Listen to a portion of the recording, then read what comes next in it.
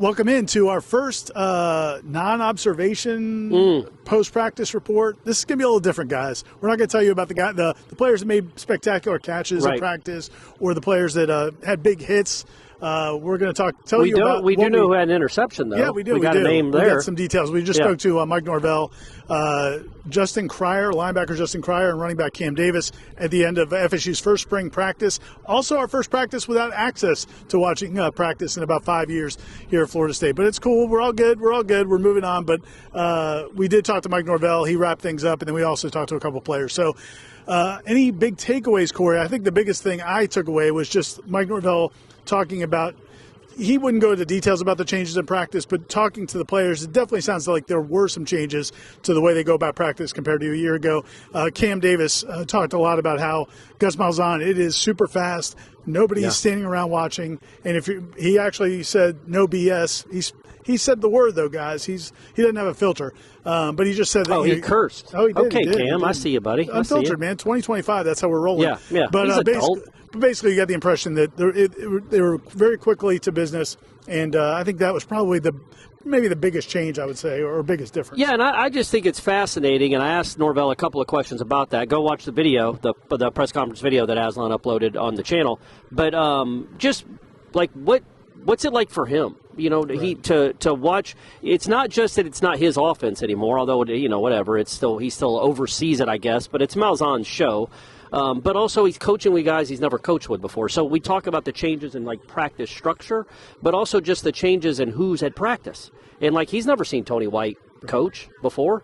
I mean, he's seen him during a winter workout. He's seen him during tour of duty, but he's never seen him coach before. So that's something he's got to get used to. He seemed to be a big fan of what he saw from Tony White. But I think that's really fascinating. A guy with half a new coaching staff, as he mentioned, 35 to 38 new players.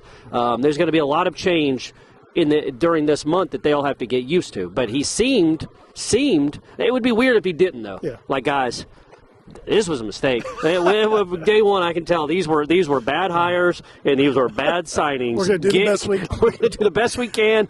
We're going to hit the portal hard after spring, but get used to it. Get your mind around another 2-10, 3-9 season. He did not say that. He seemed encouraged by what he saw on day one. Yeah, and I think one of the interesting things with Cam, when he was talking about, when Cam Davis was talking about Gus Malzahn, he just talked about how professional he is and how detailed he is. Mike Norvell started off by talking about how Tony White's got a great personality and he can be pretty chill. I'm trying to think of the word I want to use, but he is. He's just he's chilled. He's got great relationships. He's able to cut loose. And I think we've seen that. The opportunities we've had to kind talk of soft-spoken, to Tony, but easy to talk to. Right. But then he said, "But man, he will flip a switch." And he goes, "I guarantee if you ask the players, they'll tell you the same thing." So that's something that we didn't. You assume it. He's a defensive coach, former college linebacker. Yeah. He's had some really physical defenses, but the way Mike Norvell talked about that, I thought was, at least it gives us a glimpse into what he's like. And I would encourage people to go watch the Cryer interview, too, because, by the way, he's going to be whatever he wants to be in life. He's a very, very intelligent, just a really bright kid. But talking about the differences with Tony White, not even the differences. Adam Fuller's name was never brought up, but he talked about Tony White, the new scheme, and he's like, because I asked him, how does he get his defenses to always play so hard? Whether it was Syracuse, Nebraska, they always seem to play hard and fast. He's like, well, he gives us confidence in ourselves because he believes we know what we're doing. He treats us like men. Again, not saying that Adam Fuller didn't, but he gives us confidence in ourselves, and he lets us play multiple positions, and he tries to enhance what we're best at. So if maybe I'm not as good at rushing the passer as somebody else, well, I'm not going to do that as much. But something that's one of my strengths, he'll accentuate that. And I think that's something that he just said, they play more fast, they play more free, they feel more free in this defense. They're not just staying in one spot and doing one thing. And he said a lot of the practice today was disguising looks, which I think Florida State fans would be excited to hear. Adam Fuller had some very good defense, or one very good defense while he was here. But, buddy, his safety, his blitzes were telegraphed.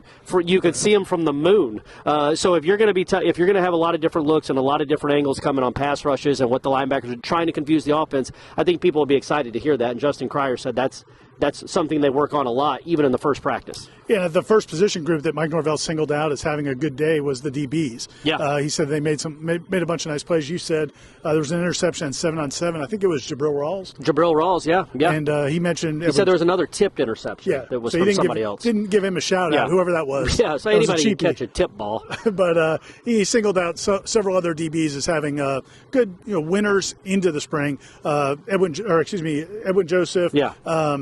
The Earl Little. Yeah, said Earl Little flashed. Yeah, during the winter workouts. And so, today, too, I thought he said he well. flashed a little bit, yeah. So that group, and those guys will be the beneficiary of, if there is more pressure from exotic looks, things like that, those defensive guys should be able to benefit from that. I thought Mike Norvell talking about the quarterbacks was pretty good. Yeah. He said that Tommy Castellanos and Brock Glenn are certainly competing, which is cool to hear. Brock Glenn, listen, he knew last year when DJ Uyunglele came in that it was going to be his offense.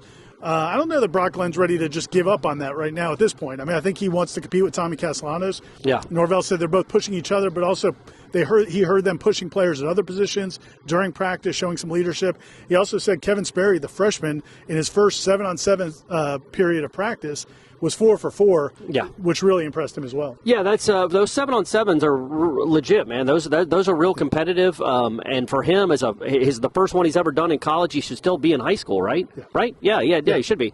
For him to complete the first 4 passes, Norvell, you could tell he was impressed by that. It's a different kind of kid that operates like that. Probably, maybe. I mean, it's a little too early to tell. It's 4 passes that we didn't see, but it's a good sign when he's obviously not overwhelmed by the moment. I thought something interesting. He was asked about Squirrel White and Deuce Robinson. Now, he wouldn't tell us who this person was, which is something we're going to have to get used to.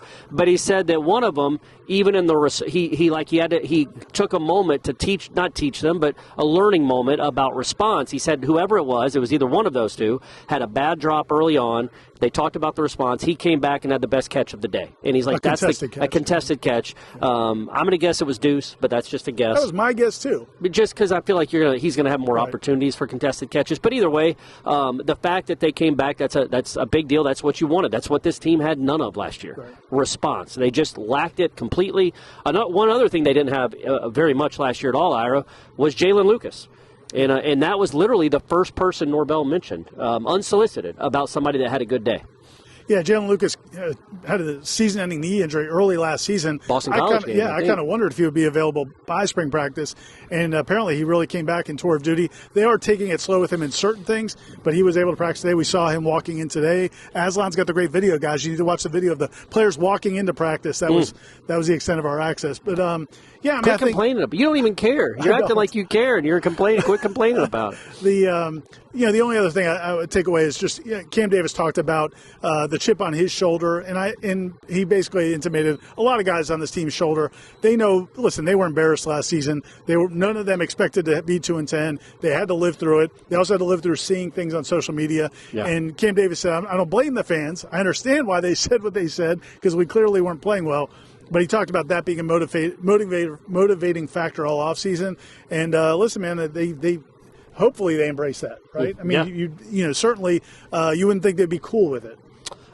Man, if they're cool with it, what are we doing? Why does Warchant even exist? What are we doing if we're covering a football team that's cool with 2-10? No, I definitely think, and look, man, they're obviously not cool with it. That's why they brought in half a new team and a half a new coaching staff. There were changes that needed to be made, and it's going to be.